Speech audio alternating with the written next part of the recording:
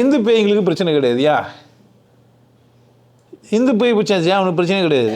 கம்முன்னு வச்சுப்பான். சார் கடவுள் ஒன்றா இருக்கலாம், நீ ஏசுநாதர் மாதிரி ஒரு நல்ல கடவுள் இல்லைன்னா ஓகே சார், கோயிலில் போய் வீட்டில் எதுவுமே என்ன பண்ணிப்பான் மாட்டிப்பான். நீ எதனா ஒரு பீயை பேண்டு இது சாமிடா இது கும்பிட்டா நல்லா இருப்பேன்னா ஓகே என்ன பண்ணுவான்?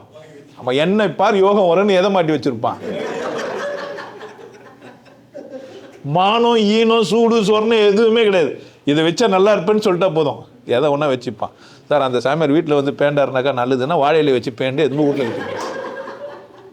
சிரிக்காதீங்க, ரியல். நம்மளே இருக்கிறார் 1 லட்ச ரூபா கூட்டில் சாமியார் வீட்டில் உட்கார வச்சு அனுப்பிச்சிக்கிறாரு.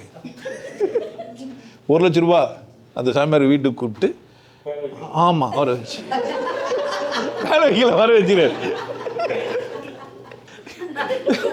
அதெல்லாம் பேசும்போது மரியாதை பேசினேன், இது மட்டும் இதுவும் மரியாதை தான் பேசுகிறேன். சாணிக்கு பொட்டிட்டு சாமி என்று செல்வார் செயலுக்கு நான் இனி கும்மி அடின்லாம் சொல்லி வச்சுக்கிறாங்க, கும்மி வச்சுக்கிறாங்க. இந்து மதத்தை நிறைய பேர் கிரிட்டிசைஸ் பண்ணிடுறாங்க இந்து மதத்தை. ஆனால் என்னை பொறுத்தவரை இந்து மதம் மாதிரி ஒரு புனிதமான மதத்தை நீ எங்கே போனாலும் தேட முடியாது. பிரச்சனை இல்லாத ஒரு மதம் எதிரானா நீ இந்துவாரு இல்லை மதம் மற்றவனா இரு, மதம் மட்டும் மாறிடாது. மாட்டினேன் மதம் மாறினேன்னு வச்சுக்கோ, உனக்கு சுடுகாடு கிடையாது.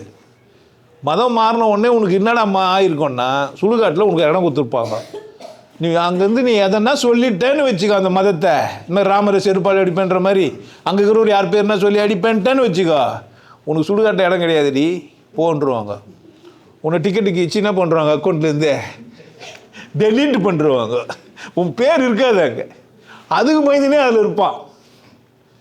இயேசுநாதர் பந்தயத்தில் கூட இயேசுநாதர் மறுத்து வெளியே வந்துட்டுங்கிறான். ஆனால் இங்கே அப்படி கிடையாது.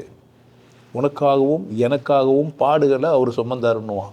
சார் நான் கேட்கல, எனக்கு அது எனக்கு வானாங்க, நான் ஏதோ சிலுவையோ சூலமோ இல்லை ஆத்தாலையோ காடியோ அம்மனையோ கும்பிட்டுன்னு போகிறேன், என்னை விட்டுருங்கண்ணா, அது விற்கிறகண்டா, விற்கிற ஆராதனை வானான்னு புக்கை காட்டுவான். சார் அந்த புக்கு எனக்கு எதுக்கு? என் வீட்டில் 1000 புக்கு இருக்குது. சஷ்டியை நோக்க சரவண பவனார் சிஸ்டர்னு எங்களுக்கு தெரியாத பாடுவோம்.